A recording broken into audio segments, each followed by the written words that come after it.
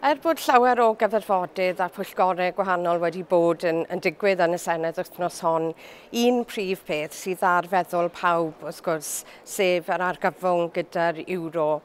Mae nifer o gyfarfodydd pwysig dros ben yn digwydd yr wythnos hon, a mae mis Medi yn mynd i fod yn dyngedfennol, nid yn unig o ran dyfodol yr Ewrop ei hun, ond o ran dyfodol Ewrop. Ac wythnos nesaf yn y Senedd yn Strasbourg byddwn ni'n clywed gan llywydd y Comisiwn am eu gynlluniau nhw ar gyfer dyfodol Ewrop.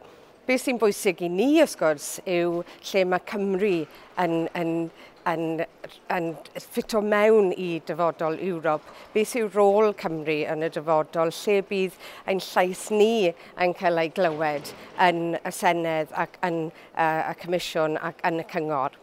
Felly byddwn ni yn ein grŵp ni yn gweithio yn galed iawn i sicrhau bod y gwledydd bach ddim yn cael ei anwybyddu yn yr holl broses yma bydd yn mynd ymlaen am misoedd, falle am flynyddoedd i ddod.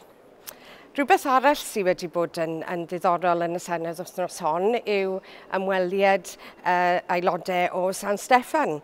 Mae aelodau o Gymru wedi bod yma i gynnal cyfarfodydd yn y Comisiwn a gyda ni, yr aelodau seneddol, wrth gwrs, i drafod sut ni'n gallu gwella cysylltiadau rhwng San Steffan ac Ewrop a Cymru yn Ewrop, sut ni'n gallu codi profil Cymru yma ym Mrwsel.